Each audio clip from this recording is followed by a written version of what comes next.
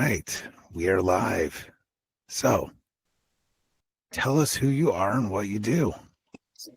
So my name is Rachel. Go by DeMicco. It's my legal name, so we'll go with that. And I'm a paranormal investigator with I have my own team. Founded Sinister Sisters Paranormal, and they're out of the Nashville area. Nice. So yeah, I've been officially investigating. I want to say, gosh, it's been like almost 4 years, but been a paranormal enthusiast most of my life. Originally, I'm from the San Francisco Bay Area. Moved out to Nashville in 2019. So that I was lucky enough to find a team out here that I joined, and I was on that team for a few years before I decided to branch out on my own. All right. So yeah, I've been, like I said, paranormal enthusiast most of my life, and I think that's because I've had my own paranormal experiences as a child that really got me interested in wanting to know more. Right? It kind of like busted open that door. Yeah.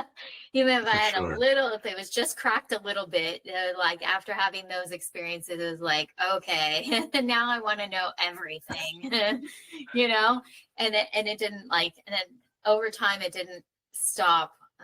It probably got it just increased over time. It just got worse. It did. Then it became I don't only it was like down the rabbit hole it went, and it was not only ghost related, but cryptids, aliens, yeah. Everything. Once that box is cracked open, it's over. It's done. Oh, for sure. It becomes it's almost like a drug. Like you need to know. Like I need to know more.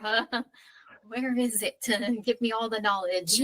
So this is it's funny that you said that, because my first question, my only question to every guest is, and I say it that way, what is your gateway drug to this world? How funny. Because there's other ways you could explain it, but the gateway drug, everyone understands that. The gateway drug to this world of high strangeness that we live in. Yeah. So what was yours?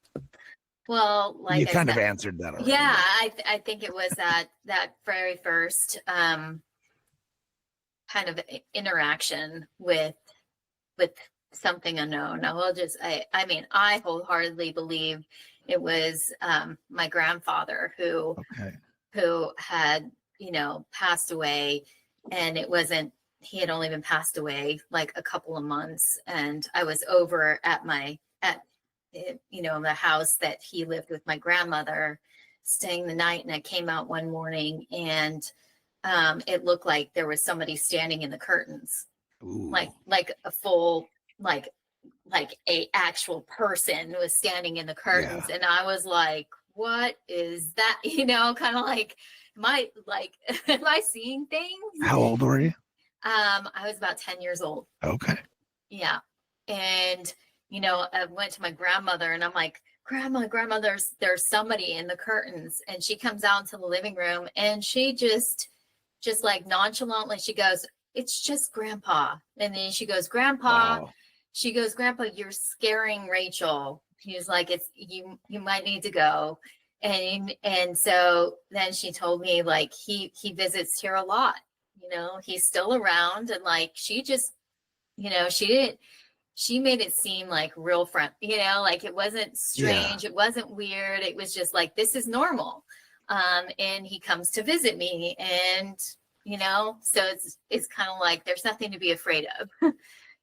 So I think that definitely was that gateway for me to kind of open the doorway to many other things. And then what helped, I think, is that, my mom was always inquisitive about, different things. Like she was, I think, like her side of the family, they really believed in psychics and she used to watch a lot of the shows on that were like the talk shows during the day of Yeah, yeah. but it had like Sylvia Brown on there. Gosh, So remember her? She was awesome. yeah, I Yeah. watched that a lot because my mom always had it on, and I thought it was fascinating how, like, she was able to talk to and get all this information from the other Yeah. side.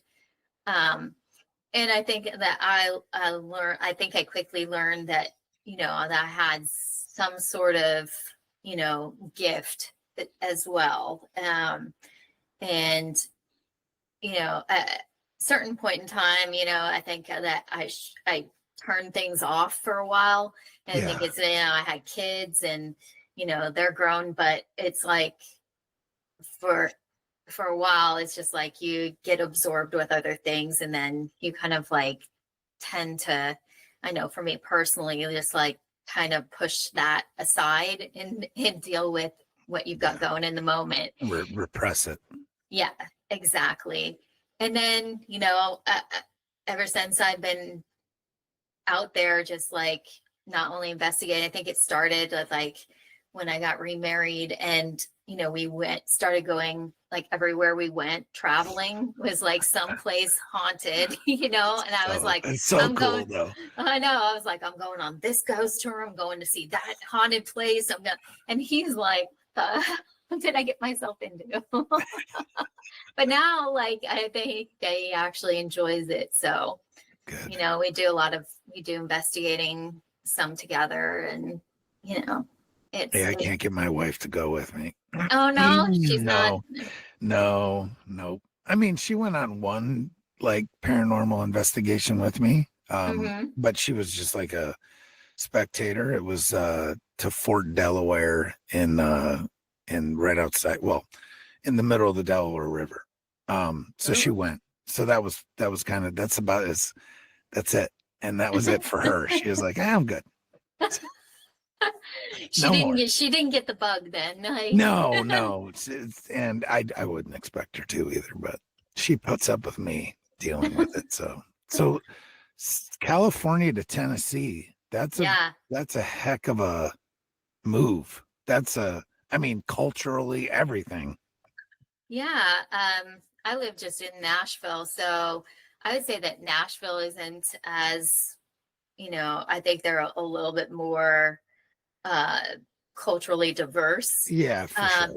Because there's a lot of schools around here. We have, obviously Vanderbilt's the big one, but there's a bunch of colleges that are out here. So I think it brings people from everywhere.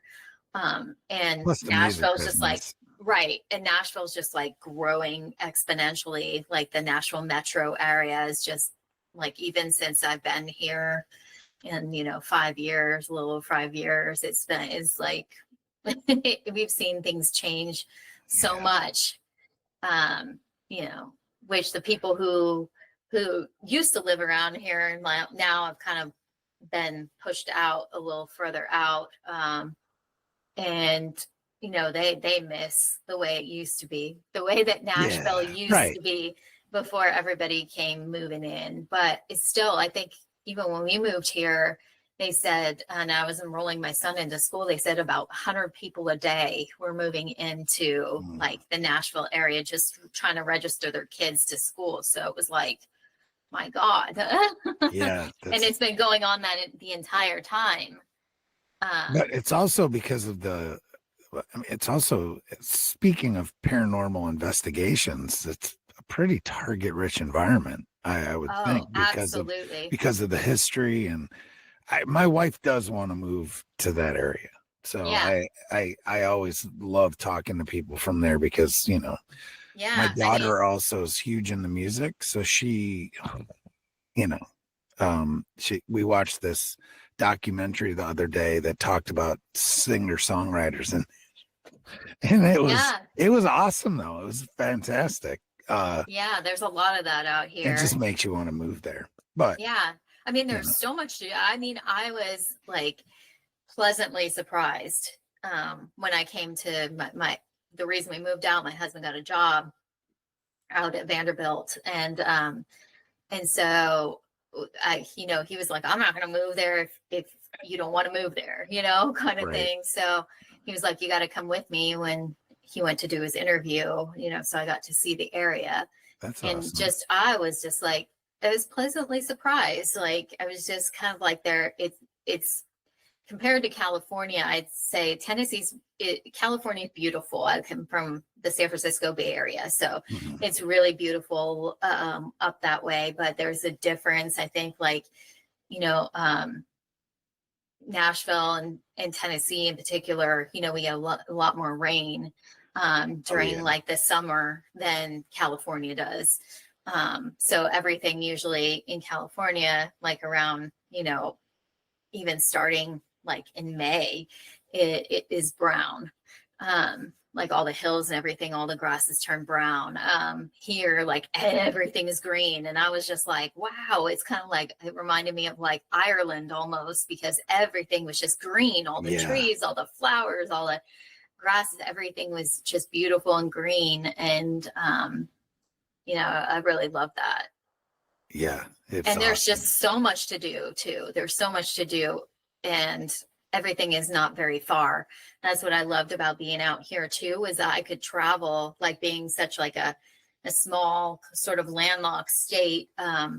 There was like within a few hours, you know, I could be in Kentucky, or a few hours I could be down in Mhm. Alabama, a few hours that way I could be in North Carolina or Georgia. It's like it's so many places that I could be, which And I you got really everything loved. from the mountains to, you know, I mean, Yeah, the lakes beaches and aren't that waterfalls. far off, but they're far enough. But Yeah, but yeah, it's but you been have other not water. bad. Yeah. Yeah. I've actually traveled more here than I did out in California. But I've been able to go, like I've been to New Orleans a number of times, because it's just it was like a 7-hour drive for me. That in California, that was like going from San Francisco to Los Angeles. Yeah. Right. So it's kind of like I could traverse like 3-4 states and you know, and Absolutely. to California and still be stuck in the same state. So Yeah, for sure. yeah, yeah. How about so what about New Orleans? How do you like Oh, it there? I absolutely love New Orleans. That's Well, why when I and saw the that's Marie right. Yeah, Laveau, yeah. right? Yeah. And so that whole thing was about uh like Voodoo. Louisiana, Oh, everything. okay. So we had like Yeah. the, you know, skunk ape, and we talked about all kinds of stuff, the rogaroo and Yeah. all the things. So yeah. There's a lot of paranormal rich history, I think, Oof. in all of Louisiana, but you know, New Mhm. Orleans kind of, I think for me, you know, there's a strange affinity I have for the French Quarter area. Like, I don't know, I just feel like a pull to go there. Yeah, yeah. I felt that for even, you know, when living in California, I was like, I need to get to New Orleans. It's like where I want to be, you know. So I don't know what it is about it, but you know, I think it stems from the fact that I mean, I really love history too. So that's part of what I liked about going on a lot of these tours that we would go on. Not only were they ghost tours, but they were also sort of like the folklore and the history of what was happening in that particular area. And so, you know, I always loved about New Orleans because they talked about, you know, obviously pirates and Everything. voodoo and, you know, even the French coming over and a lot of the wars they had there, because actually the Spanish had there first and the French came. And then, you know, it was a lot that happened. And so, and then of course, there's like vampire everything out there. Yeah. Which I really love is the Vampire Cafe. If you've ever, they Okay. have a Yeah, whole, I've never been there, but yeah, it's I fun. gotta And like, that I take a lot lady, of notes, so I mean I am listening, trust me. yeah, no Vampire problem. Cafe. Yeah, and she's got little like a boot. I think it's called Boutique du Vampire. Is like right next door to the restaurant, the cafe. She's got like a little boutique shop that has Oh wow.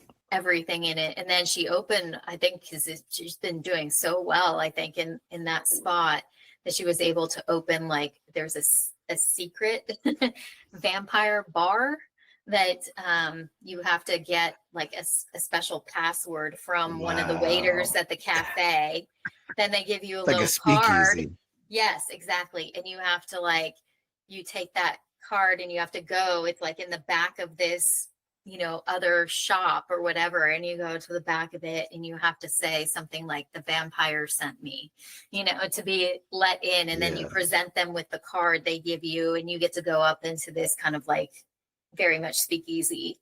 They had like absinthe drinks and all that kind of stuff. So Yeah. it's kind of cool. And then she opened like another that was like she calls it the apothecary. So it's very much like, I think, akin to sort of the witchy voodoo vibes out there, which there's a lot of too. So Yeah. Yeah. and I just love the cemeteries out there. So so cool. yeah, really cool. I just love, I'm one of those who likes, finds a particular like peace walking through like cemeteries and graveyards and stuff. So that's hysterical. Well, not hysterical. I was just commenting on that somebody said, what's something weird that you like? And for me, it was literally, I'll like drive around or sit, like I'll do paperwork in a cemetery. Yeah. It's quiet and it's like, I just feel at peace. It's so Yes. weird, but yeah, for sure. But I'm New starting Orleans, to find a lot of people are like that now. It's not yeah. as much as I thought like would be like have an aversion to it. But a lot of people are like, I love going, like people I didn't even suspect are like, I love going to like walk around graveyards and stuff. And I was just like, okay. And everything's so pretty because it's like everything's a mausoleum there because they can't go underground. Yeah, Oh, everything comes right. everything's come floating up. Yeah. But it's like Anne Rice novel, the whole damn Yes. place. Yeah. It's what I love. I've been there. It was real quick, but I got the taste. The other place I really like that's similar, but it's that southern is Savannah, Georgia. Yep. I don't know if you've ever been there, but that place. A couple times. So the places that I love to go, or it's like when I found out we were moving out here, I'm like, okay, the list is New Orleans, Savannah, Charleston. Yeah, right. Those are kind of the three cities, and they're very similar in so many ways because they both were sort of founded on this kind of French initial culture. So they'll actually call themselves sister cities because they're also along the coast that had a lot of pirates and, a lot of similar, a lot of similar undertones to the culture. Have you ever been to Wilmington, North Carolina?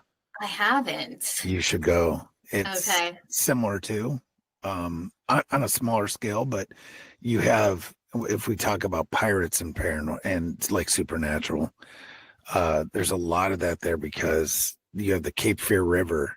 That's where the outlet for the Cape Fear is. And the city's actually built right on the Cape Fear River.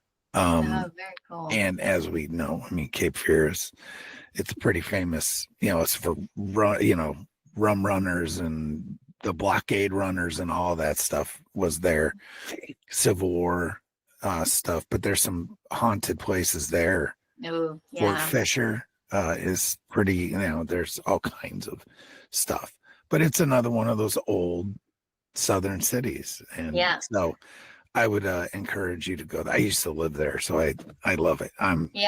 It's not too far. I mean, North Carolina is not too far at all.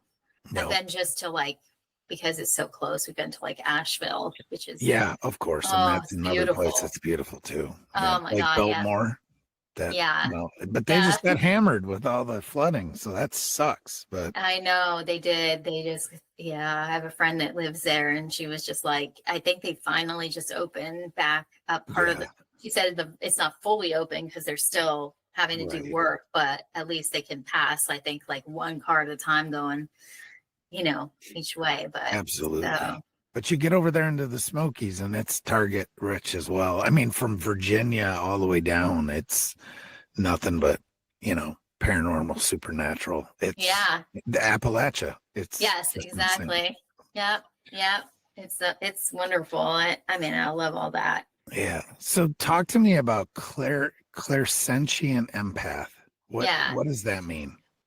So clairsentient means that you feel the energy. Okay. And that's essentially like what an empath is too. You like when I walk into a place, it's not that I visually see something. Most of the time I'll feel it Okay. first. I'll walk into a place and my body will react certain ways. Like I think the very first time I went to New Orleans and we went down this I didn't know what it was at the time until like the tour guide told us about it. But I was standing in this one area and I was like, my God, I feel dizzy. Like I feel like everything is spinning.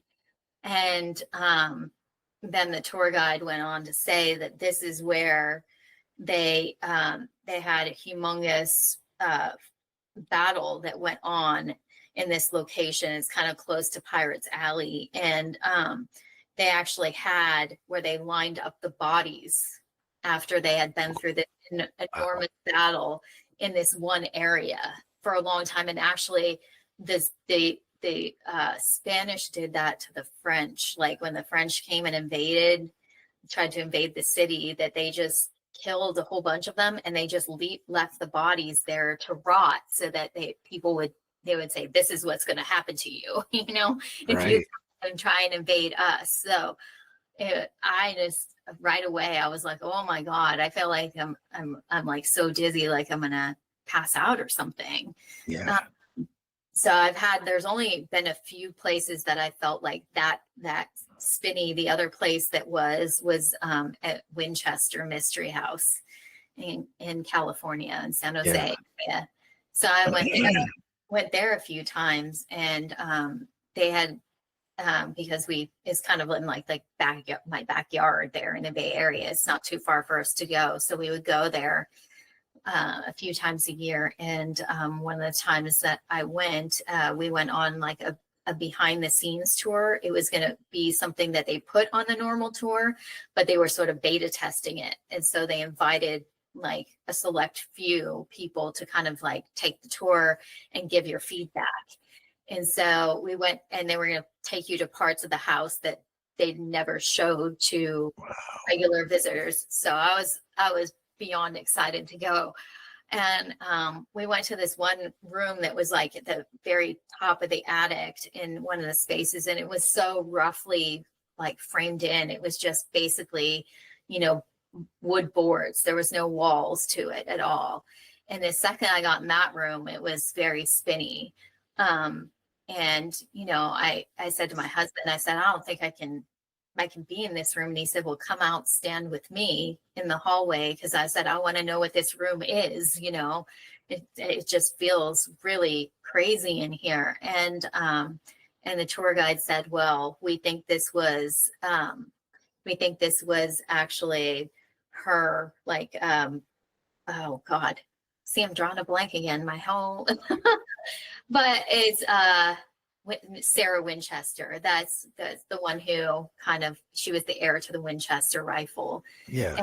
And that's where she used to do her seances. So that was her very first seance room, that they think it was her main one. She did revolve and move around to different seance rooms as she got this fear that she had to move in different places because of the spirits. Like she had this, she felt like she was cursed, and the spirits told her that because her husband, he was the Winchester, he was his family was, but she ended up, like a lot of them, he died, their child died, even I think his brothers and stuff had died. So she really felt like, there's a curse on my family, and it's because of the gun we make has killed so many people, has taken so many lives. And that they said the only way to appease those spirits was to build and continue to build. So she built from when they first bought the house all the way up until its works stopped happening the day she died. So and when she ceased to exist, that's when the work stopped. Man. but it's a very cool, like fascinating place, but it's definitely like you get a feeling when you're in there, like, hey, this is really weird, because it kind of Well, gives there's you that probably all fuzz. kinds of open doors, literally. I mean, like just to Yeah. the other side, Yes. or it's one of those what I like to call thin places, Yes. Agreed. Yeah. Where the veil's real thin there. hmm But for yeah, I sure. feel like in that space, probably where she did the seance, like her main seance room, it was probably because she opened up a portal or something there. Yeah, That's yeah, why I feel like it was like so spinning with energy. Like there was yeah, a for lot sure. that came in and out of there. Um, but yeah, so, but yeah, I feel like in different investigations I've been on, I've kind of like, I knew when we went into like one in Indiana recently, we went to the Whispers estate, and the second I walked in through the hallway, there was a particular point I got to, and I got like this pit like in my stomach, and I was like, ooh, I was, we're gonna have some activity tonight, and they were like, everybody was like, what did you feel? What did you feel? And I said, I just felt like like I got just a pit in my stomach. It was just a real, like it's just a sinking heavy feeling right here. Yeah. And then I think the co-founder of the team with me, my friend Jen, um she had said, oh, that means maybe something happened here. And she asked the tour guide, she was like, hey, did anything happen in that hallway? And he was like, oh yeah. He's like, well, I'll Oh get. yeah. He's like, we'll get to it. And so apparently, like a little girl that used to live in the house, she caught fire, and it Hmm, was that particular area. that's In fact, horrible. he said along the door frame, which we didn't notice until he pointed out, but you could tell along like the frame of the door, there was where you could see where it was burnt. And they just sort of painted over it. They kind of kept it and painted over it there. Wow. So, they were saying that's one of the apparitions that's quite often seen there is that of the little girl who had perished during the fire. She didn't die at that moment, but she died a few days later Hmm. there in the house. So she's one that's seen there. But I just had like, I didn't see anything. I didn't sense the fire, but I just felt like, oof, man, Not it's good. real heavy in this spot. So I don't always know why. I just know like something happened there. Yeah, I am the same way. Yeah. If I go into a place, I know. Yeah. You I can don't just, see anything. I don't talk to anybody. It's not like that. I just know. yeah. So, And that's what the Claire, like if people say they have the Claires, so there's different Claires, like, yeah. um, most of the people know clairvoyant. So that Yes. means like clear knowing, but, so there's different kinds to where you can either see things, you can hear things, you can feel things. Those are kind of the Yeah. different. Do you have any other besides like the being able to sense things? I Do you, think I think that spirits know. I think that I'm a little bit more, uh, can feel a little bit more. So I think they do. more Yeah, attuned? yeah. They tend to interact a little bit more with me. So I've definitely on investigation. I've heard things. I've heard voices that we've actually caught on digital recorders, and Yeah. so, but I had a crazy experience just recently, about, gosh, I guess it's about a month ago now. Just time flies, but we were at Harriman Hospital. So it was an old hospital that is no longer working. And we were up on the second floor in what used to be, I guess it was like a recovery after surgery room. We were in there, and one of the girls I was investigating with, she was doing like the Estes method. So but they had a hospital bed that was still there in the Wow. room. So she's like, I'm gonna lay down in the hospital bed, right? And she's lying down there, and she has like she's wearing headphones that's like being piped in like a spirit box, Yeah. kind of sound. And then she's got the blindfold on, and I'm talking, right, we're sitting right next to the bed, and I'm talking to the girl next to me, and she's recording.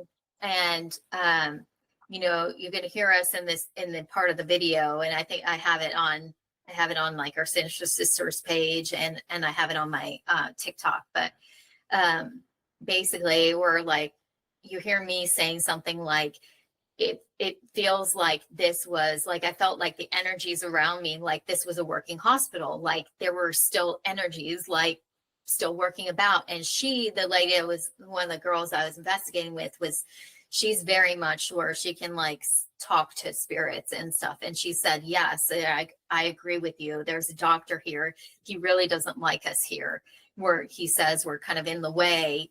And as we're talking about this, you hear this, and it's probably the loudest, clearest voice that we've ever gotten, like, disembodied voice, right? There was nobody, it was only us girls, and this was clearly a man's voice.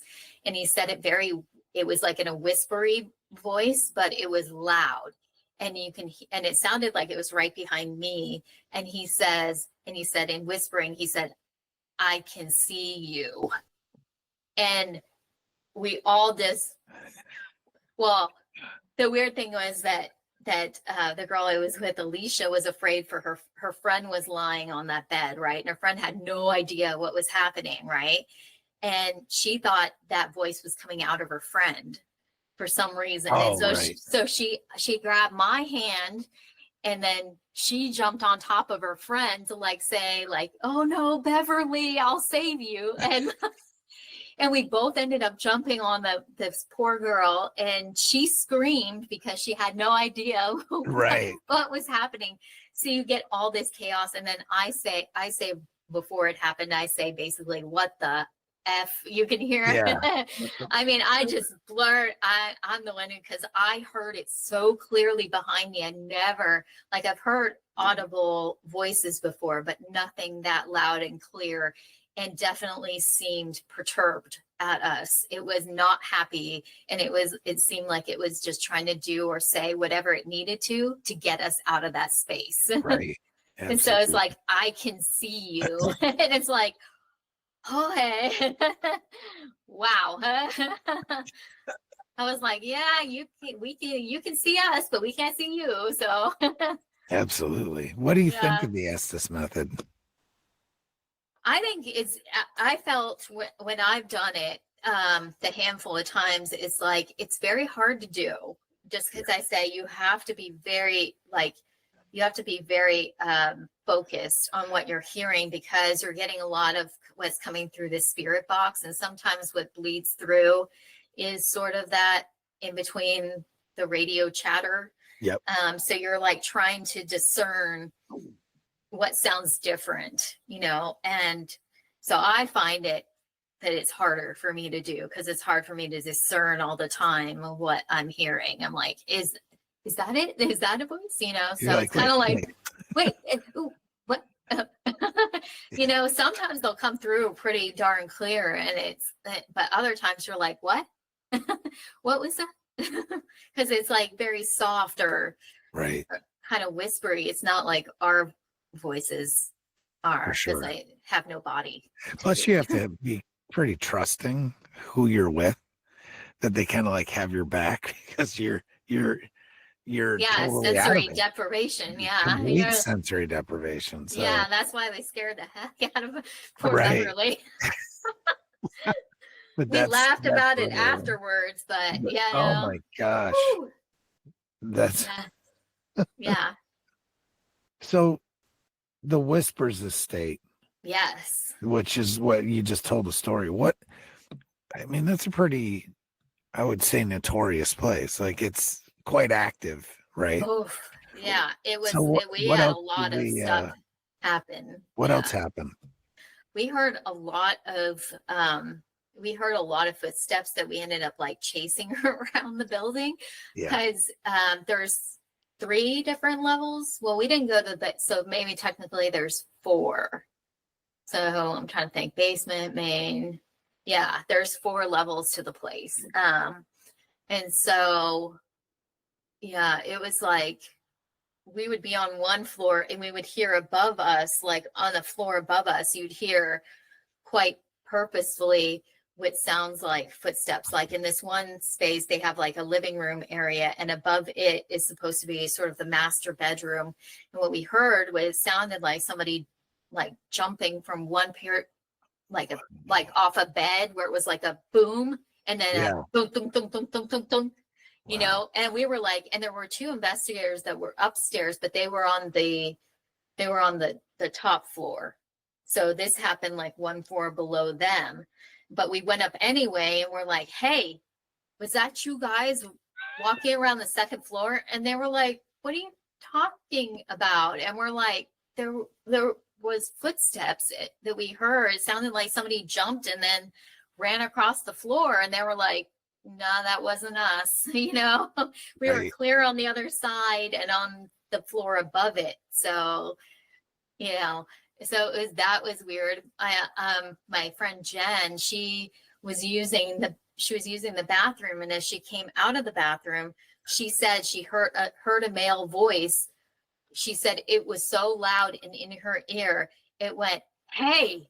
And she went like, and she came out to us and she was like, did you order pizza or something? Was there a guy in the house? And they're like, we were all like, no, we've just been sitting here talking. Like, what did you hear? And she was like, there was clearly a man's voice that yelled at me when I got out of the bathroom and just said, hey, you know, right in my ear. And she was like, it was a deep man's voice that just yelled at her. And she was like, that was like the clearest she's ever heard something say to it. But she was the only one that heard that.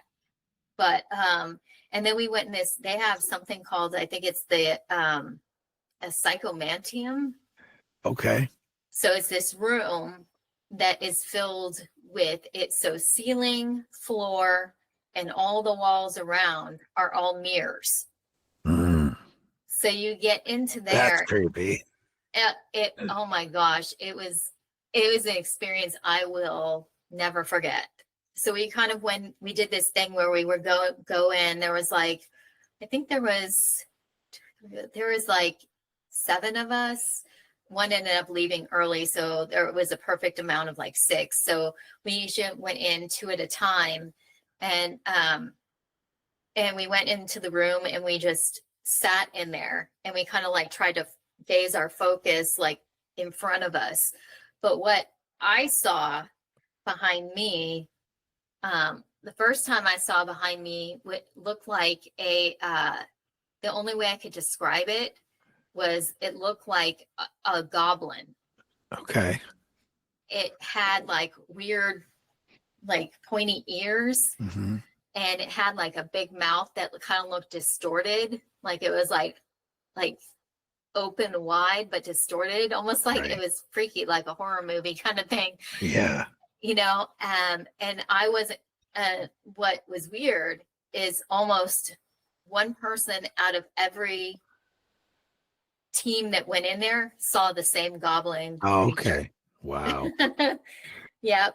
And we called it because one of them said that it looked like the girl that she was with, her name was Bree. And they said, well, it looked like Bree, but it looked like Goblin Bree. Like it had like similar face to Bree, but Right. it had the ears and it had the mouth open. We all described it like afterwards, after everybody went and we shared like what we had experienced. Yeah. It was like we all said we saw the goblin creature. Hmm. And then the other thing is I was next to a girl named Val, and she was sitting in a chair. I was sitting on the floor of it, and we were both looking straight ahead, and I could see her looking straight ahead, but I asked her anyway, because what I saw was the Valerie that was next to her in the mirror that was next to her look at me and look back. Oh, and yeah. and then look at me and then look back. And I was like, what is happening right now? And that's like one of those things that happens like right here. You're like, what the heck? Yeah. And then so I said, Val, I said, where are you looking at right now? And she was like, I'm looking straight ahead. And I was like, well, the Valerie next to you is not looking straight ahead. The Val next to you is looking at you and me, and then looking back and then looking at you and me again. And she was like, okay, that's freaking me out right now. You That's know? freaking me out. And then we both, Absolutely. the one thing that we saw together, the same thing, is we both saw a tall kind of shadow figure behind both of us. And so, there's like obviously theories out there that mirrors are portals Oh to yeah. another dimension or different dimensions. And so we saw many different things in that room, and basically everybody had some sort of similar experiences to that. But Who would, like, who builds I mean, that place is, the Whispers Estate is very unusual, and I'll so, just like, say did they build it, or did like the people that own it now, like that? Tell me about the Whispers Estate. You said it's in Indiana, right? It's in Indiana. So, Yeah. like, does anyone live there, or is it just an There is attraction type thing? well, mostly they have the main house as open for investigations, from paranormal investigations. So, Okay. but there is a lady who lives on the property, and she sort of is kind of the caretaker, I guess, of the property, but Gotcha. she doesn't like live so much I don't think she lives in the main house. Okay. Yeah. So it's more of an attraction. Yeah. Per se. Gotcha. And yeah, I would say. So it's like, Yeah. who put that? What do they call it? A psychomantium. Who put that in? I'm not even sure. I'm not sure if the current owners did it or if somebody else did. But I'm looking at your Instagram and I just saw, as it's scrolling through the pictures, yeah, all the goblins that are on. There's goblins on a dresser. oh yeah, oh yeah, that space. So that kind, but so that kind of, well, I mean, it's just kind of funny that you guys, every one of you saw a goblin in the psychomantium. So that space there, they said, is that we didn't really go over and investigate too much because the floor is rotted out of that area. Oh my gosh. But they have it there set up as an altar, and a lot of people said that that's more devil worshiping. Yeah, there. like goblins, gargoyles, whatever you would say. Yeah, but still very similar. I mean, they all have those pointy ears. Yeah, right? yeah. And that place I've never seen so many Ouija boards in one place, in one location. And they freak me right out. Yeah, just so I know that they're people, portals. Yeah. So I think that place is like, I think they've done everything to create what's there.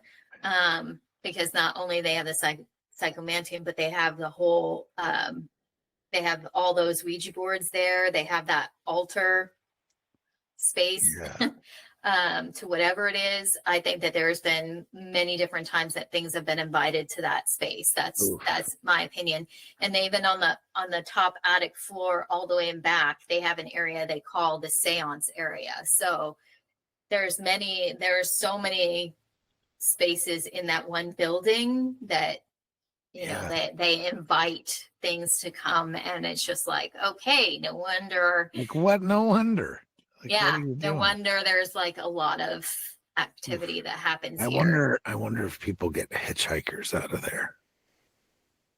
Yeah. I wonder. You know what I mean? Yeah. Like, so do you guys take any precautions like after? Like when you're done? Absolutely. I mean, most people should, but a lot of people don't. And I'm like, I know that's what we've always, that's one thing we're big about.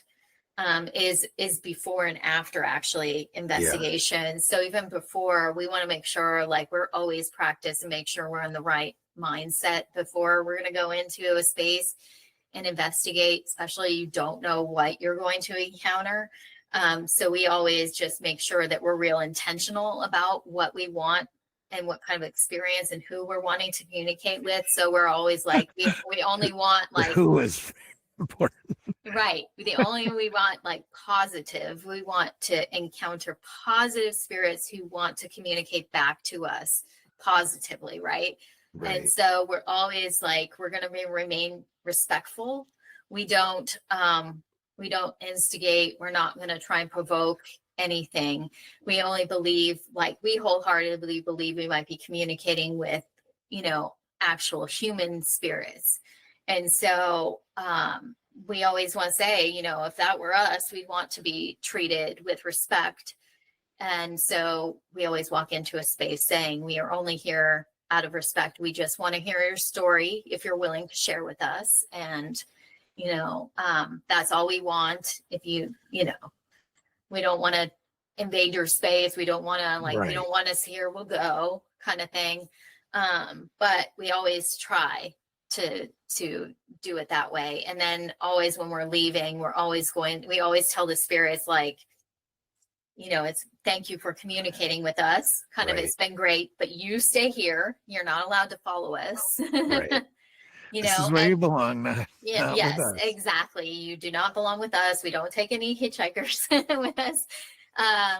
And then we make sure that as soon as we walk out of the space, we're usually either, saging, and we always carry protective stones on us during an investigation.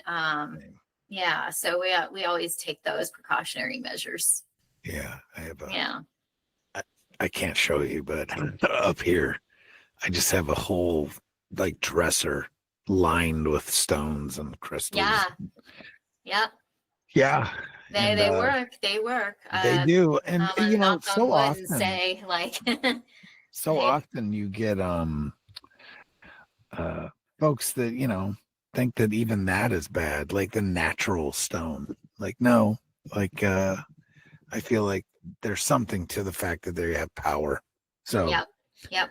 And I've always, it's always done me well. I mean, Yes. as long, the one time I got provocative and like was pushing things didn't end well. Right. So Right. never again. Yeah. And it's one of those things, like, just if you're respectful and whatnot, usually good things happen, or at least you have encounters. Right. And Also go ahead. Oh, I was going to say that's one of the things we've talked about many times, that we've noticed that it's definitely like who you investigate with. Yes. That the energies are either attracted to or they're not. For the most part, we've had really good luck with, because we've always, like, the people that I go out and investigate with, we just have a really good like vibe with each other. And I think that goes a long way, because then, like, the energies they're attracted to that. They feed off of our energy, we believe, anyway. So if we have that good, positive, mindset and intention, and, wanting to communicate, all of us together, then it works out well. Yeah. I find that if you go with people that are too skeptical, you just don't get the same activity, which is, you want the people that are skeptical to have the experience. But I think that's part of the problem, is that if they're not open to it, why would a spirit or an entity want to, why? What? Because most of them just are doing what they do. They're not trying to be malevolent or anything like that necessarily. I mean, I don't really, I've not come across that, but I find that if you're with people that are in the same, energy wise, that are in the same zone, that things happen. Yeah. So. Yeah, which is going to be interesting, because my husband he comes with on some investigations, but not everyone. But he's going to come a little bit more this year than he has in the past. But he calls himself an open-minded skeptic. Yes, and that's and you know what? That's good. Usually the energy's pretty good that way. So yeah. Sometimes, at least as you're open to it, then Yeah, because he keeps saying like he wants to have like it has to happen to him for That him to thing. believe, you Yeah. know what I mean? Yep. And which is true. I mean, like if you've never had it happen to you before, I mean, like I said, that's how it opened the doorway to me when I Yeah. was young. But if you don't ever have like that kind of experience, then like it does leave you, I think, questioning. Yeah. Which, a fair amount of skepticism is healthy, because I think you can't believe that everything is paranormal either. But No. so you kind of have to look at some of the logical side of it and kind of like try to debunk certain things. And then like if you can't, then maybe it is. Yeah, for sure. Yeah. So what is the like, if you think of like your best experience, and I don't mean best as in like the best. I'm just saying like your most active or your most memorable experience that you've ever had. Yeah. Well, I think like the Harriman one recently was pretty amazing. Yeah. That's hard to beat, because it was just so, it was so just, Right there, literally. yeah, literally right there. But I think the other place that we had a lot of activity at, it was pretty good, was another hospital. It was, Old South Pittsburgh Okay. Hospital, Yeah, which is yeah. yeah, they've, and it's actually, believe it or not, the owner of Old South Pittsburgh owns Harriman as well. So, but I don't know if I want to say that it has more to do with not just the hospital that itself, but what, where the hospital lies. I think it's more like the land that Gotcha. ends up keeping the energy. I mean, I subscribe to the theory of like stone tape theory, um, which I'm going to be going across it doing. I think I'm at maybe 6 or 7 different paracons this year, where I'm going to be doing some workshops on stone tape theory, place memory, and stigma theory. So, yeah, it seems like in the experiences that we have and some of the research that we've done afterwards about the locations, that there is a lot to do with like the foundation of the building, or what the building's made out of. Oh yeah. And sometimes what another thing is water that moves through the property or close proximity to the property. And that seems to either we're not sure if it's either trap or help amplify the energy, but somehow it does give a little bit more oomph, if you would, to Yeah, like the absolutely. energies. Agree. And like Old South Pittsburgh, we had like a lot of different experiences there. It wasn't just one type of phenomena that we were getting. We were getting like I have with me like a thermal camera that I'll take on investigations. And I caught, like, they call it the shadow hallway. And it's just it's like a long hallway where there's patient rooms on either side. So they were basically hospital rooms. And I got in multiple, like even on video too, of where it looks like in front of every doorway to a room, there's a shadow figure, and it's cold. It's not like our body temperature you Yeah, can yeah. see is like radiating red hot or white in certain spots, but this was dark blue. Wow. And they were in the shape of a person, and there was one in every single doorway. But then with we were investigating with one of our friends named Justin, and he's very he's psychically in tune, and he walked into the middle of that hallway, and like all of them moved from their spots in the doorway out to him. And he was telling other investigators that we had with him, it was some first time investigators with us, and he brought them around, and he was like, can you feel the cold spots And Yeah. he was like pointing, and I had the thermal camera at him, and he's like touching the spots where he's telling people where they are. He's actually on a cold spot, like you could see it Right. with the thermal camera where it's shaped like. And he said he felt like they were children, and they were all about the height of children. Right. So he's like, I feel like it's the energy of children all around me. And really, that's what it looked like. So that was pretty amazing. That is pretty amazing. Yeah. Yeah. To catch on thermal. And then we got on digital recorders, our audio recorders, we've got footsteps, we've got voices. Like I was saying something, I audibly heard it, but I didn't catch what it said. Because we were just talking. And a lot of times what you'll hear, and why I recommend that if you are just, even if you're investigating and you're just kind of sitting around chit-chatting amongst each other in a space, that I would say keep your digital recorders running. Always. But what happens is they seem to be attracted to our conversations and what we're talking about. Because we were talking about, like we were saying, of some of the experiences that the other investigators had. They were saying, yeah, I was hearing movement above me.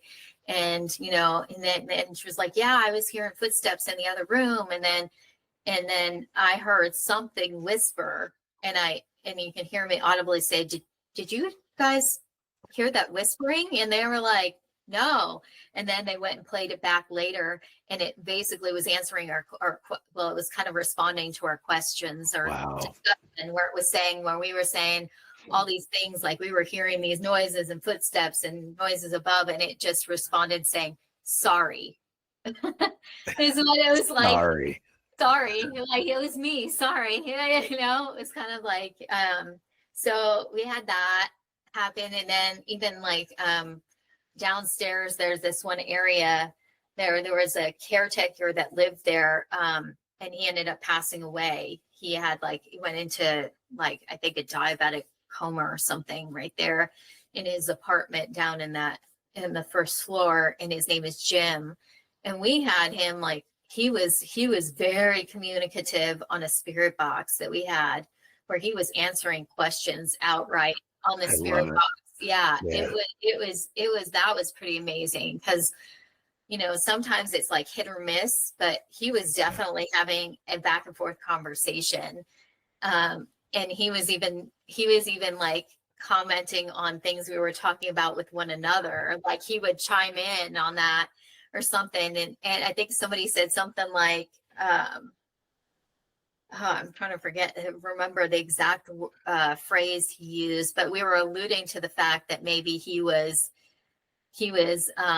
responding. I think one of the guys said, like, oh, is Jim just responding to the girls because he thinks you guys are good looking or whatever, Right? And he responded to said something like, oh, you bet I did, Right. Yeah. Yeah. Of course I did. Yeah. He's like, what do you think? He was, yeah. So it was pretty funny. Like, funny. well, we got a lot. There was a lot of activity there. A lot of people had experiences too. So it was kind of like we had evidence that we took away, plus like our experience. So it kind of made for the really roundabout a good investigation, an active one. Yeah. So I have two questions left. The first one is, what do you think is going on? Like, what is your theory? That I think is happening. With what ghosts or spirits are. And ghosts, and what are they? Like, is it echoes of the past in some cases? Is it actually the spirit is still here and hasn't crossed over? Like, what do you think's going on? I think there's multiple things happening at the same time. I think there are residual hauntings, which is what stone tape theory really is Right. that it's a residual haunt. So I think that in some cases, yes, there's something that's getting played over and over, Yeah, like recorded. recording. Yes. Because I mean, and which totally makes sense. Yeah. Because if you think about like even data, right? Yeah. One of the storage mechanisms, especially for like quantum stuff, is crystals. Correct. Or, and like quartz is just a rock. I mean, it's more than a rock, but you know what I mean? But Yeah. you can record data on those. So that would make sense. Isn't like most of our computer chips are made have there's quartz in it. Quartz in them. Right. Yeah. Correct. So that makes sense with that. Yeah. But what about the like spirits? The intelligent haunt? Yeah, right. Yeah. Like I think the intelligent haunt, I don't know. I want to say that they're on another plane of existence, like another dimension. Yep. We can't always perceive, but somehow it kind of like in certain locations that either have something is different about the location than just normal spots, let's just say. Although I do believe that we're probably walking amongst, spirits all the time. Yeah. But I think that in certain spots, like historical locations seem to be pretty prevalent, right? With these energies. But I think that that's where like it intersects, where we get, like we were able to pick up more of them, or they're able to interact a little bit more with us because like there's the thinner spots or yes, something. Exactly. Or they're able to absorb enough energy to whatever. Yeah. But I just think they're just on a just a different plane of existence than we are, but like a different dimension, which makes sense. I mean, it does actually. To me, it does. A lot of people have no idea what I'm talking about, but I feel like you do. Yeah. Yeah. And it's crazy because on the podcast that I co-host, we've had multiple people on in just a different variety of the paranormal, talking about like, cryptids, UFOs. Yeah. And one question I like to ask is about even scientists. So we have we had Mark D'Antonio. I don't know if you know who he is, but he's So he's an astronomer. He's a pretty sciencey guy. But so I asked him, I'm like, there seems to be like this correlation between like the phenomena that happens with ghosts, with aliens, with cryptids sometimes, especially on like Skinwalker Ranch or something. They have all the phenomena there.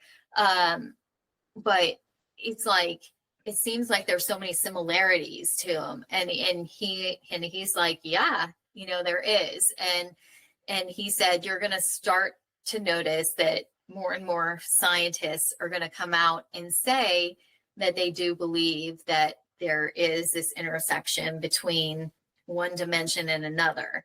And he's like, when you get those intersections is when you're going to see activity happen.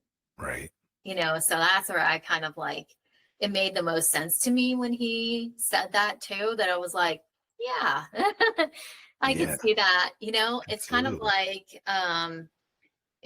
the same thing when they talk about like a wormhole, like how it's like bending space and time. Like if you took a piece of paper and you folded it over and then you poked a hole through, like you're transversing from one plane to the next through this wormhole, which is also known as a portal, right? So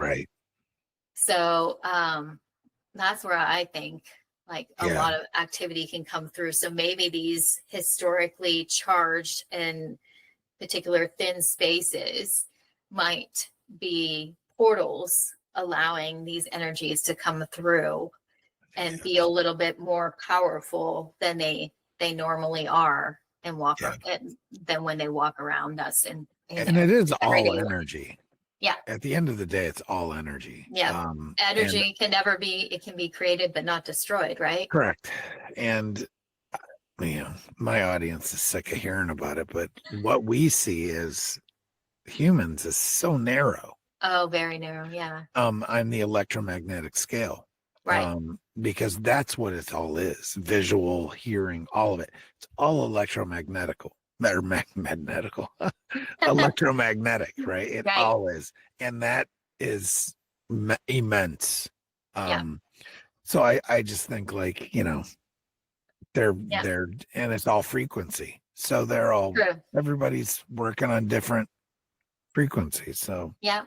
Like they say, like vibrational yes, absolutely, levels, for and sure. they just might be in a different vibrational state than we are. But Correct. but Yeah. sometimes we can attune to that frequency or that vibration, and Yeah. then we get that activity. Yeah. The other thing that I have, I see auras, Oh, that's cool. and I actually see auras. Yeah. I can't see them though on like things. I guess you could say, You like see a them only on spirit, people? only on people or dogs. Like I can see them on animals as Oh, well, very but cool. not on like because I'm telling you, there's been times when I know there's something there, like a cryptid. I'll say Bigfoot. I Yeah. know it's there. Like I can feel it. I Yeah. know it, but I can't see it. And Yeah. even at night, like if I know someone's there, I can tune in and see them. Like I can see their it's hard to explain, but it's like I can see their aura, Yeah. right? Yeah. But I can't see theirs, Yeah. which Oh, is weird. weird to me. So that's why I kind of veer off, and I don't want to go down this rabbit hole. It's not what we're talking about. But this is why I veer away from the flesh and blood type theory of Me too. like Bigfoot, Yep. I think it's because I interdimensional as would well. I would be there. I can't think of a living thing that I can't see their aura, and I can't see their aura.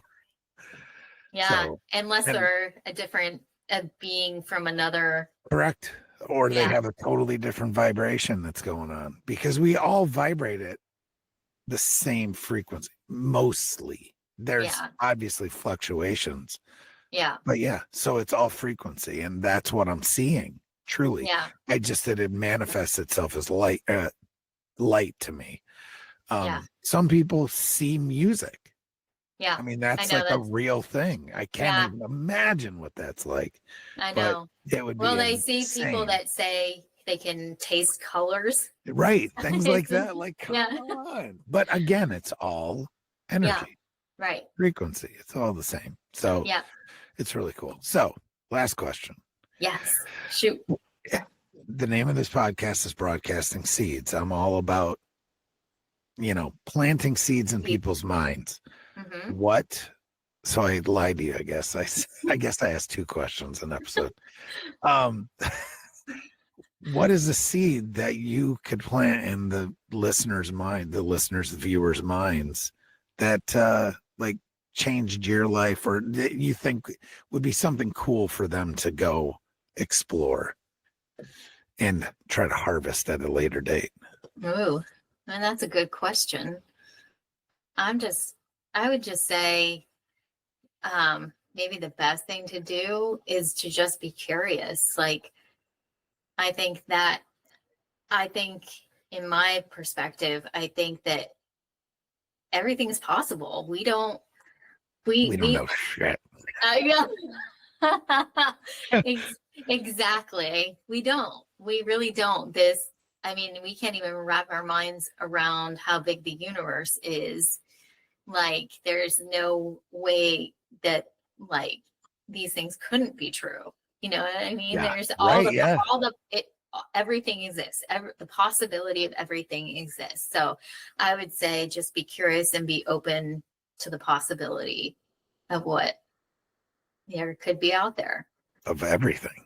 of everything. And it's like you hear the universe is vast, but then You're why like, does what it does have that to even be? mean? Why does it have to be though? You know what I Yeah. mean? Like it's Yeah. But so then if many, you go, you could go crazy, because you could yeah, think like, yeah. well, if the universe is only, let's just say it's contained in, this amount of space, Well, that, it's like you get into the flat earth type stuff, right? yeah, Which when, I, I don't know. I mean, I don't necessarily subscribe to that, but if I'm open, right? Yeah. I mean, who knows? Be open. Exactly. Just be open to the possibility that things can be a lot weirder than we even can possibly imagine. Yeah. Like, because we can only, I think our imaginations, we're only limited by that, right? Yeah. And we learn new stuff. Even scientists learn new stuff daily when they find like they Yes. didn't even know, until they started exploring like that quantum realm. It's like Who knew they're that really so Marvel nano had? tiny. Who knew that Marvel had I something know. going there, right? It was like that, and like how does the Simpsons predict everything?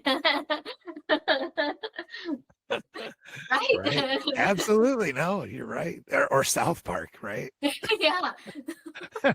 It's Really like, good. hey, Yeah. they seem to be tapped into something. Something's going on here. Something's going on. So It's a little weird, but hey, like you said in the beginning, high strangeness, right? for sure. And we don't know anything We about don't. anything. We don't. We We don't think even know in the ocean. We don't even no. know that. We don't know space. We don't know ocean. We don't know, like, even we're learning new species all the time. So Yeah. who's to say we don't turn around tomorrow and hey, there's Bigfoot. As soon as you think you know something, it You don't know. inevitably you're like, wait. Another thing that will like blow your mind too is I was the lady who's working with me now, but she also like is doing a show called 24 Hours in Hell, and it's where they go to Hell House, and that's where the film franchise was took place, in this actual location.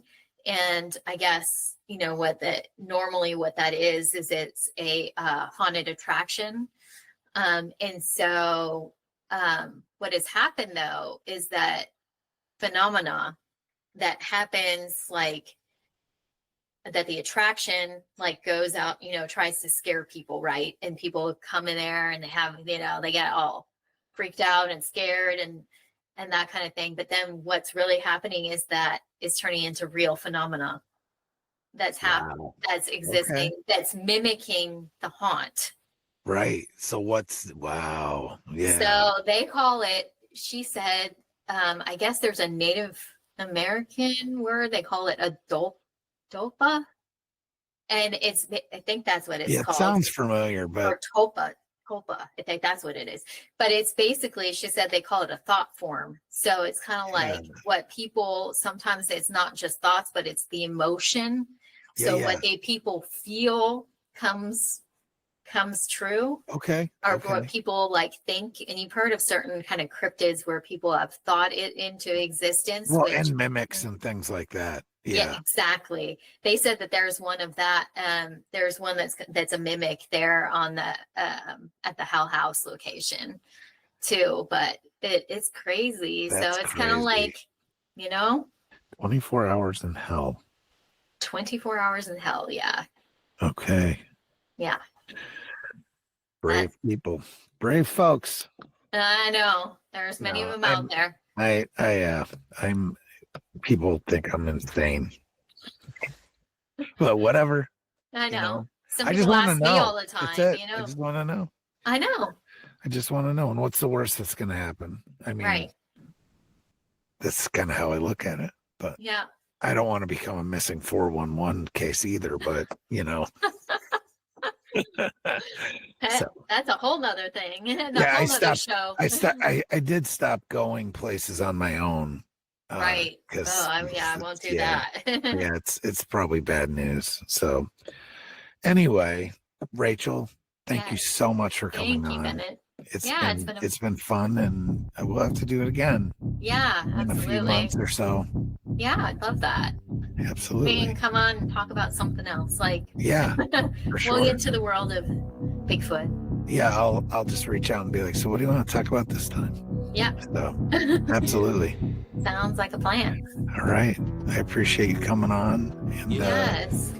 Thank you. We'll talk again soon. Yeah, thank you. Let's do that. Yeah. I got bad thoughts that make my mind scared. Hold me hostage and they don't fight fair. Who gon' pray for me and wipe all my tears? Who gon' save me if you not right here? Move this darkness and make my sight clear. Take me your way cause I don't like here. Ghosts of my past, they fill in the night air. Wake me up, I'm trapped in my nightmares.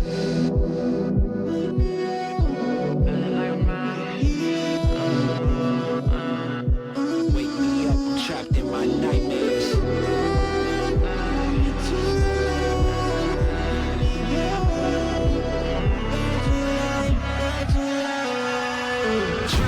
Drowning, I'm off the deep end. Apparitions of all my demons. All my thoughts are committing treason. All alone, who gon' hear me screaming?